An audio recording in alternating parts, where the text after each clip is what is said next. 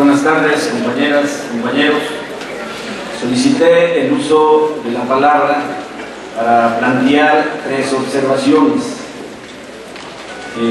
La primera de ellas tiene que ver con incorporar de manera clara, tanto en la parte del documento que se presenta como fundamento, como en la contribución del doctor Pablo González Casanova, el tema de la seguridad social y la lucha en contra de la privatización.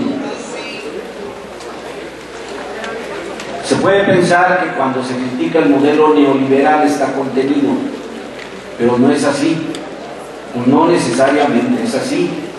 Y entonces estos propósitos que hacen a la defensa de las garantías sociales, de las garantías individuales, reivindicando la Constitución de 1917 y sus deformaciones durante todo el periodo neoliberal, para nada resulta ocioso resaltar este asunto, que además va de la mano con nuestra propia lucha.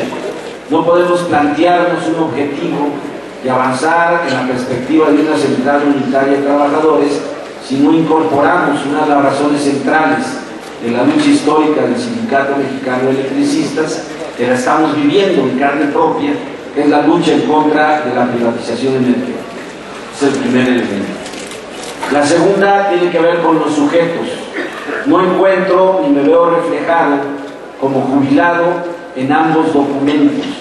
A lo más, en el documento que presenta el doctor González Casanova, en su punto número 9, habla de promover la unión de los trabajadores organizados y no organizados, la unión de los trabajadores manuales e intelectuales, la unión de los trabajadores de los sectores medios y los excluidos, los desregulados o los discriminados.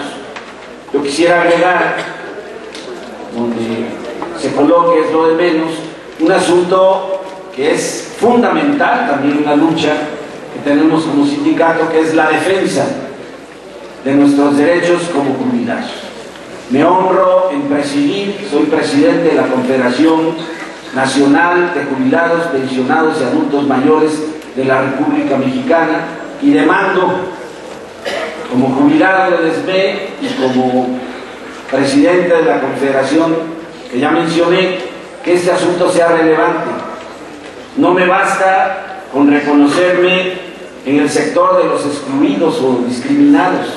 Tenemos que ponerle el nombre a las cosas.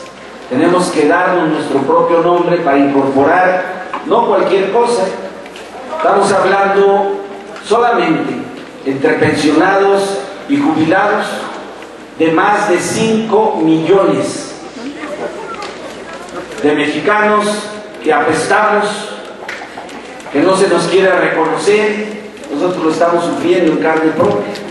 Y miren que nosotros nos consideran privilegiados frente a las miserias, frente al abandono de millones de pensionados, jubilados, y si le agrego adultos mayores, la cifra se duplica. Me parece que son elementos desde el ángulo estratégico, táctico, o como se le quiera ver, en la correlación de fuerzas, de un sector que no puede ser ignorado, y menos aún cuando más de 21,000 jubilados del Sindicato Mexicano de Electricistas estamos viviendo en carne propia esto. Queremos que esa central sea una central que incluya a una fuerza que en el caso de nosotros ha resultado fundamental para mantener la resistencia durante 2 años y medio. Es la segunda propuesta. Y la tercera tiene que ver con la historia de eso que se llama la unidad de los trabajadores, de esa frase que ha recorrido como un fantasma todo el mundo, escrita por Carlos Marx en su manifiesto del Partido Comunista, cuando convoca bajo ese lema: proletarios de todos los países unidos.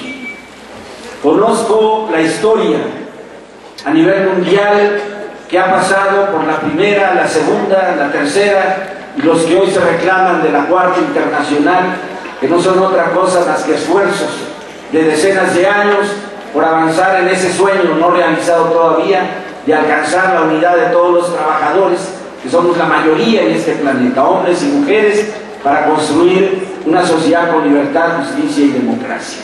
Ha sido un largo recorrido, pero en el caso de nuestro país el tema todavía es más lacerante. Nosotros fundamos, creamos el Comité Nacional de Defensa Proletaria. Fue a instancias del SME, a propuesta de esa brillante generación de ingenieros, de militantes de la talla de Luis Espinosa Casanova, tío del doctor, etc. Y parte de ello quedó plasmado en nuestros estatutos. Pero cuando nace la Confederación de Trabajadores de México, la CTM, nace con un ideal socialista, claramente socialista. Y las cosas, cuando hablamos de un mundo posible, hay que ponerle nombre y apellido para no perdernos en los cuentos o en los cantos de las sirenas. Hablar de un mundo posible es concebir, como lo dice al final el propio doctor Pablo González Casanova, pero sin la contundencia que yo quisiera, cuando dice: ese gran frente de todos y con todos alcanzará la victoria de un socialismo con democracia y de una democracia con socialismo, con justicia y con libertad. Lo que estoy solicitando es algo que planteé, puse a discusión y la votación no fue favorable, de que en la OPT hubiera una definición de objetivo socialista.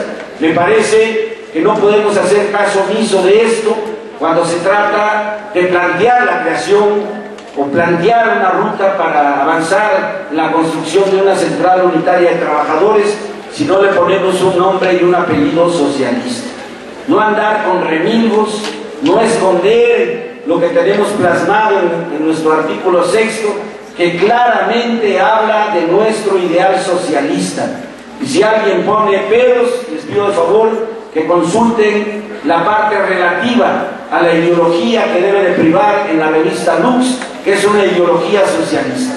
Las cosas por su nombre, y demando también que este aspecto de la definición y el objetivo socialista, tal como está anunciado aquí, sea recogido como parte fundamental de los documentos que sean fundacionales. Y una precisión: a mí me parece que lo que vamos a votar es una propuesta para avanzar en la construcción de una central unitaria. Pero otra cosa es hablar de documentos fundacionales. Lástima que no esté el doctor Pablo González Casanova, pero él tendría que reconocer que sus documentos son apuntes para un programa, no es un marco teórico, no es un marco ideológico, son apuntes para un programa que, como él lo dijo, es mi contribución modesta, que espero que sea enriquecida en la discusión de este propósito a lo largo de esta asamblea y de otras que probablemente tengamos junto con otras organizaciones sindicales. Esa es mi aportación y pido que sea sometida al consenso de esta asamblea. Por su atención, muchas gracias.